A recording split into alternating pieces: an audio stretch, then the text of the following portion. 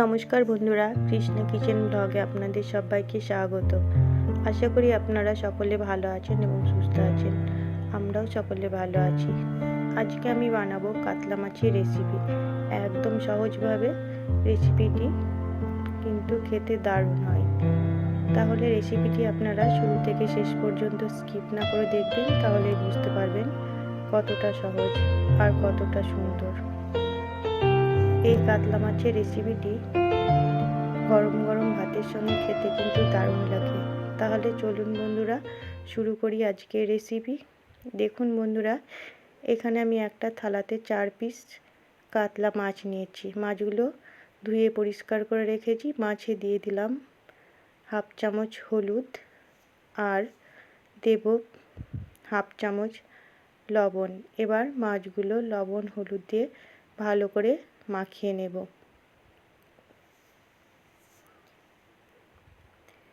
এই রেসিপিটি কিন্তু দারুণ মজার। আপনারা স্কিপ না করে দেখবেন, তাহলে বুঝতে পারবেন। আমার মাছে লবণ হলুদ মাখানো হয়ে গেছে, এক সাইডে রেখে দিলাম। এবার নিয়ে নিলাম একটা মিক্সি জার। আমি মশলা করে নেব। দিয়ে দিলাম হাফ চামচ ধনে, হাফ চামচ জিরে, হাফ চামচ সর্ষে, কিছুটা পরিমাণ আদা, 4টে কাঁচা লঙ্কা। আপনারা ঝাল নিজের পছন্দ মতো দেবেন। আর পোস্ত দিলাম হাফ চামচ, আর সামান্য লবণ দিলাম, আর জল দিলাম সামান্য। আবার পেস্ট করে নেব।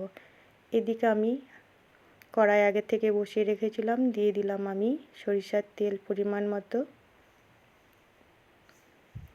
তেল গরম হয়ে গেছে, ওই তেলের মধ্যে দিয়ে দিলাম সামান্য হলুদ আর সামান্য লবণ। কারণ এখানে নুন আর হলুদ দিয়ে দিলে মাছ ভাজার সময় তেল ছিটকায় না, সেই কারণেই। দেখুন বন্ধুরা, এখানে আমি মাছগুলো একটা একটা করে তেলে ছেড়ে দিচ্ছি। মাছগুলো আমার দেওয়া হয়ে গেছে। এবার মাছগুলো খুব ভালো করে ভেজে নেব। দেখুন, কিছুক্ষণ বাদ আমি মাছগুলো উল্টে দিচ্ছি। দেখুন বন্ধুরা, আবারও আমি কিছুক্ষণ বাদ ফিরে আসলাম। মাছ খুব সুন্দর করে ভাজা হয়ে গেছে। আমি তুলে নিচ্ছি অন্য পাত্রে। আমার চ্যানেলে নতুন বন্ধু হয়ে থাকলে চ্যানেলটিকে সাবস্ক্রাইব করে পাশে থাকবেন, আর পাশে থাকা বেল আইকনটি ক্লিক করবেন। আমি দিয়ে দিলাম শুকনো লঙ্কা ফোড়ন আর হাফ চামচ কালো জিরে। এবার দিয়ে দেব কেটে রাখা টমেটো। এখানে আমি একটা মাঝারি সাইজের টমেটো নিয়েছি। এবার টমেটোটা ভালো করে ভেজে নেব, যেন টমেটোর কাঁচা গন্ধ না থাকে। দেখুন বন্ধুরা, টমেটো খুব সুন্দর করে ভাজা হয়ে গেছে। এবার আমি দিয়ে দেব বেটে রাখা মশলা।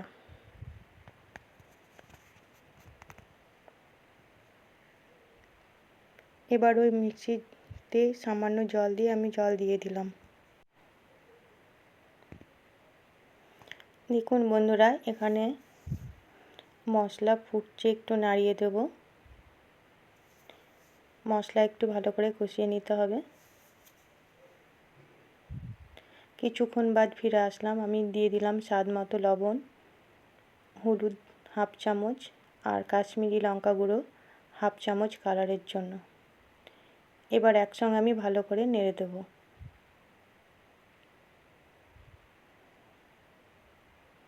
দেখুন, আমি খুন্তির সাহায্যে খুব সুন্দর করে নেড়ে দিচ্ছি। মশলাটাও কষিয়ে নিচ্ছি।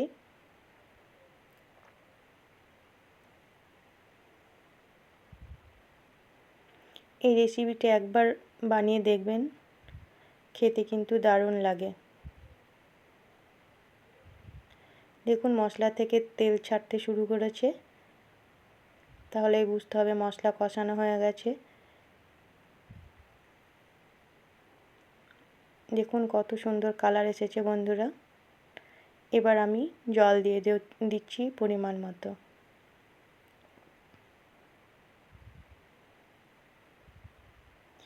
এবার ঝোল ফুটে উঠলে দিয়ে দেব ভেজে রাখা মাছগুলো। দেখুন বন্ধুরা,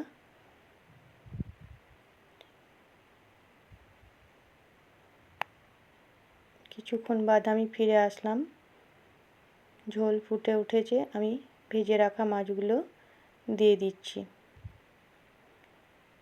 অবশ্যই একবার এইভাবে মাছ রান্না করবেন। যে কোনো মাছ, রুই মাছ, কাতলা মাছ, বাটা মাছ খেতে কিন্তু দারুণ লাগে। এবার কিছুক্ষণ ফুটিয়ে নামিয়ে নেব। দিয়ে দিচ্ছি আমি 2টো চেরা কাঁচা লঙ্কা। এতে মাছের টেস্ট আরও বেড়ে যায়। দেখুন বন্ধুরা, এখানে কিছুক্ষণ বাদ আমি ফিরে আসলাম।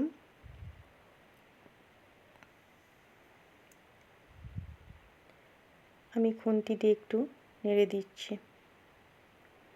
এবার দিয়ে দেব হাফ চামচ ভাজা মশলা। এই ভাজা মশলাটা আমি জিরে, ধনে, দারচিনি, জায়ফল, জয়িত্রী, শুকনো লঙ্কা, তেজপাতা দিয়ে বানিয়ে রেখেছি। আর ছোটো এলাচ ছিল 4টে। আমি এই মশলা বেশি করে বানিয়ে রেখে দিই পরিমাণ মতো সব কিছু দিয়ে, তাহলে নিরামিষ আমিষ রেসিপিতে দেওয়া যায়। দেখুন আমি মাছ নামিয়ে নিয়ে অন্য পাত্রে সার্ভ করে নিচ্ছি। তাহলে বন্ধুরা, তৈরি হয়ে গেল কাতলা মাছের পাতলা ঝোল। তাহলে আপনারা অবশ্যই একবার বানাবেন বাড়িতে। সম্পূর্ণ রেসিপিটি দেখার জন্য অসংখ্য ধন্যবাদ।